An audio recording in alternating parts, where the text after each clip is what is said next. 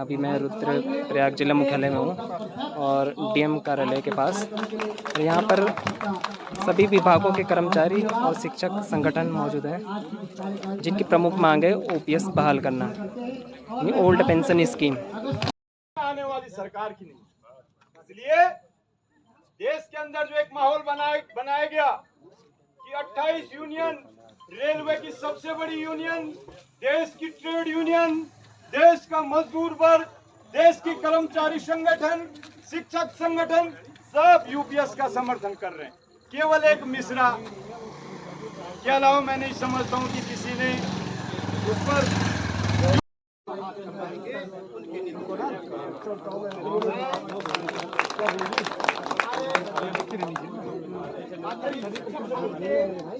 आपको live telecast दिखा रहे हैं। यहाँ पे एक बहुत बड़ा जन समूह पुरानी पेंशन बहाली को बहाल करो, बहाल करो। अभी तक यहाँ पे आपने लाइव देखा होगा, बहाल करो, बहाल करो दिखाया। और इस बार अभी हम एक ज्ञापन देने जा रहे हैं माननीय जिलाधिकारी महोदय जी को। जिलाधिकारी महोदय जी वापस जाना होगा, हमारे मुख्यमंत्री और प्रधानमंत्री वापस जाना होगा। सभी कर्मचारी वर्ग और शिक्षक वर्ग गो बैक, गो बैक, हमें पुरानी पेंशन के सिवा गो बैक, गो बैक। ये एनपीएस है, यूपीएस है, सब धोखा है। बहाल करो, बहाल करो, इसके सिवा हमको कुछ नहीं चाहिए। बहाल करो, बहाल करो। ये पूरा जो राष्ट्रीय स्तर पे बहुत बड़ा ओपीएस, ओपीएस, अच्छे तो वो ओपीएस, ओपीएस, नेता लोग हैं वो क्यों नहीं ले रहे? सबसे बड़ी ओपीएस, ओपीएस दायरे में क्यों नहीं ले रहे अपने आपको? अनेक हैं, यार हमको कहना है आप जो है कि नई पेंशन नहीं दे रहे। एक हैं। अगर ये एनपीएस या यूपीएस इतने अच्छे हैं तो वो स्वयं क्यों नहीं ले रहे? जिंदाबाद, जिंदाबाद, सभी को सोचना होगा, इसको मनन करना होगा। जिंदाबाद, जिंदाबाद,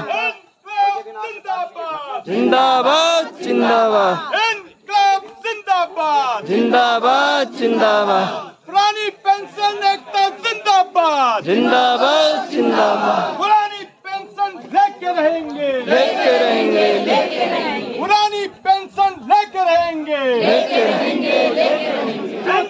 यूपीएस धोखा है, धोखा है, धोखा है। वो सरकार निकम्मी है, सरकार बदलनी है, वो सरकार बदलनी है। होश में आओ, होश में आओ। ओपीएस जिंदाबाद, जिंदाबाद, जिंदाबाद, go go back, back, go back, OPS go back, go back, go back, OPS जिंदाबाद, जिंदाबाद, जिंदाबाद। गूंगी बहरी ये सरकार नहीं चलेगी, नहीं चलेगी, गूंगी बहरी ये सरकार नहीं चलेगी, नहीं चलेगी। ओपीएस जिंदाबाद, जिंदाबाद, जिंदाबाद। खुद तो पेंशन लेते हैं, हमको टेंशन देते हैं, खुद तो पेंशन लेते हैं, हमको टेंशन देते हैं। ओपीएस जिंदाबाद, जिंदाबाद, जिंदाबाद, आवाज दो, हम एक हैं।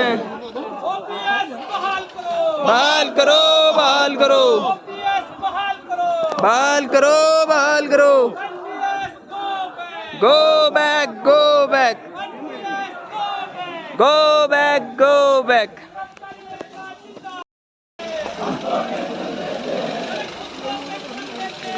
हमको टेंशन देते हैं।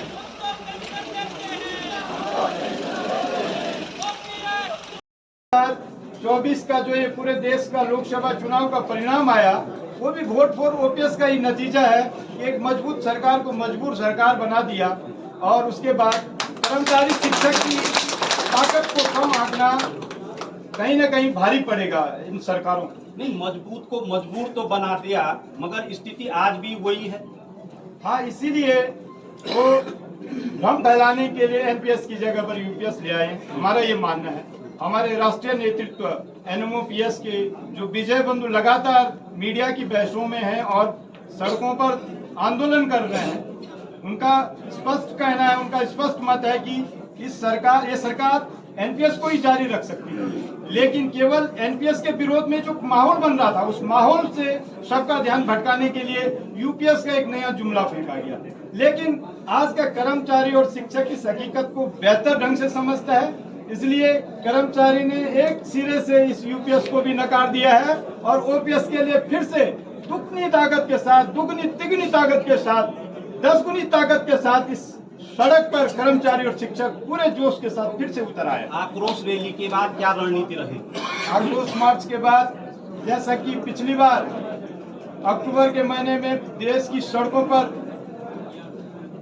पूरे दिल्ली के अंदर एक बहुत बड़ा आंदोलन हुआ, तो अभी दिसंबर के महीने में दिल्ली रामलीला मैदान में फिर से कर्मचारियों और शिक्षकों को, ओपीएस के पक्षधर लोगों को एकजुट होने के लिए आह्वान किया जा रहा है। और मैं समझता हूं कि ये इस देश का एक निर्णायक आंदोलन रहेगा।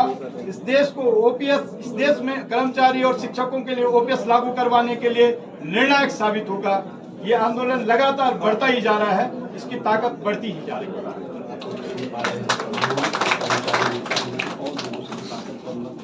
तमाम लोगों से हम बार बार बातचीत कर रहे हैं, क्या लग रहा है आपको? कर्मचारी अपनी ताकत का एहसास नहीं दिखा पा रहे हैं या फिर कुछ और है?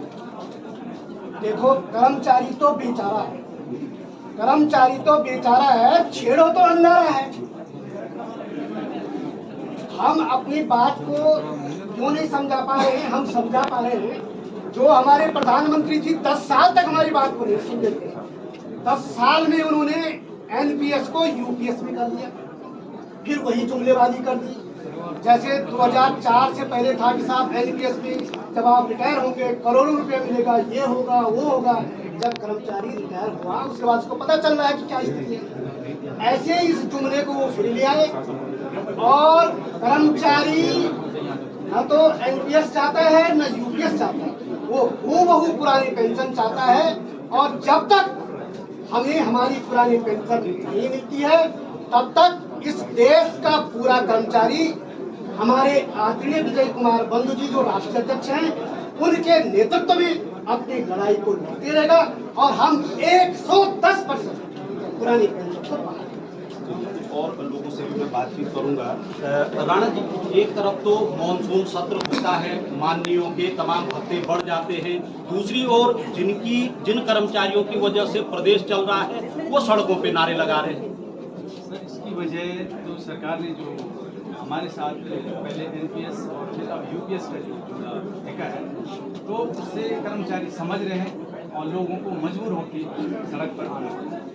और स्थिति ये बन गई है कि हमने अपना मन बना लिया है, कर्मचारी आज अपना मन बना चुका है कि अगर ये ओपीएस बहाल नहीं होती है तो आगामी नवंबर माह में देश में फिर पुनः संसद मार्च का कार्यक्रम किया जाएगा और इसकी सारी जिम्मेदारी। बार बार कर्मचारी एक धमकी देते हैं, उसका परिणाम लोकसभा चुनाव में भी दिख जाता है।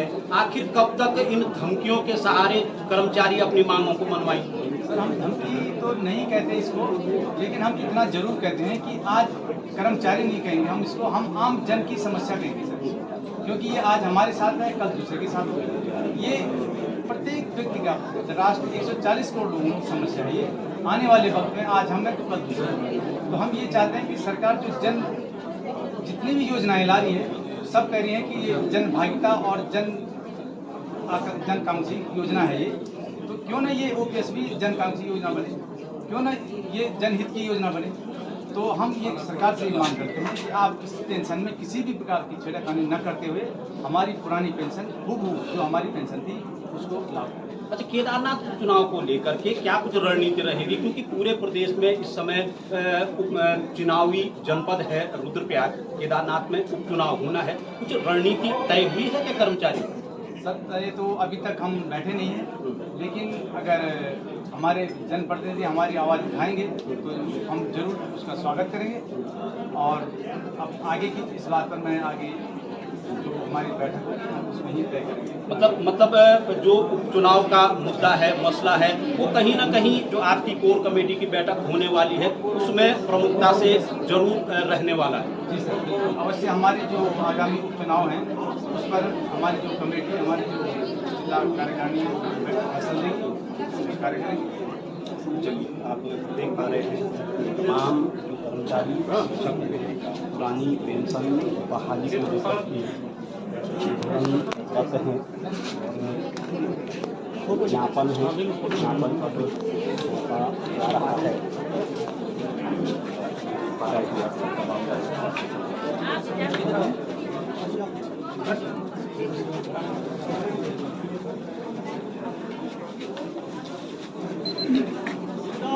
जिंदाबाद जिंदाबाद जिंदाबाद जिंदाबाद जिंदाबाद